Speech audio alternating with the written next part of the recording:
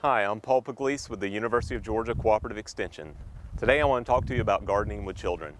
I have a 5-year-old boy at home and we like to get him out in the garden, and I'm a firm believer that anybody that has a child should either have a garden at home for that kid to get a good gardening experience or help your local school start a children's garden.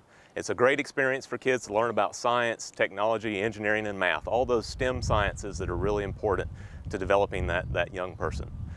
So when you're looking at developing a school garden or a garden at home, you may want to start with a raised bed garden. It's a lot easier, it's a smaller space that you can easily tackle, and it's going to be a space that's easier for that young person to be able to work that area as well. One of the things you want to consider too is the size of the bed. Make sure they're not any wider than maybe 3 or 4 feet wide so they can easily reach over that bed without having to walk in it. That's the whole point of a raised bed garden, is to not have to walk in it and not have to compact that soil. So once you get your garden built, you can make it out of boards, you can make it out of concrete blocks. I've found concrete blocks are actually one of the cheapest and easiest things you can do to make a raised bed garden. They're about 8 inches deep, which is just right. You can even fill the holes with topsoil and plant in the holes too. So again, make it a fun experience and make it something that's manageable for your school or your backyard garden.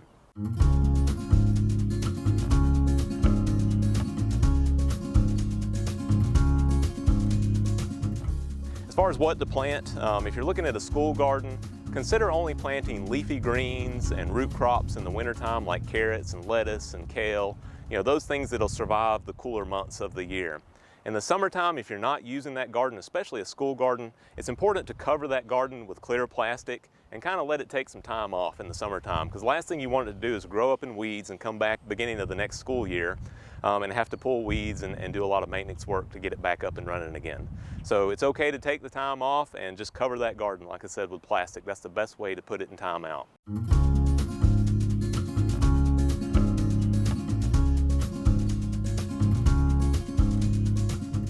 Probably the most important thing when you're working with kids is to make sure you have kid-sized appropriate tools. And that means making sure you invest in gloves and tools and things that they can actually use in the garden. Whether it's pulling weeds, watering the plants, there's small water buckets and things that are appropriate for kids that they can pick up. There's all kinds of things that they can do in the garden. And sometimes the plastic tools that you use in a sandbox might work, but they actually have real tools that work even better and last a little bit longer that are kid size as well.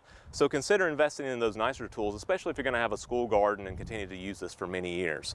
There's a lot of good options. Most hardware stores and the local feed and seed stores will carry some of these tools and things that you can do to keep your children occupied. Again, try to make it fun. Make sure you get a wheelbarrow, make sure you get them a little lawnmower or something that they can feel like they're involved with that gardening experience. That's so important to keep them involved throughout the year, even if it's something really small that they can do to keep them occupied. Something else to really encourage young people is to make sure you buy books and read to them every night and teach them about gardening. They're going to learn a lot with those stories during that story time.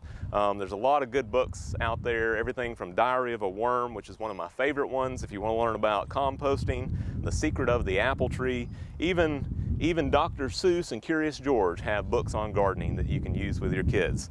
So there's all kinds of age-appropriate books about gardening, and so make sure you invest in those with your children.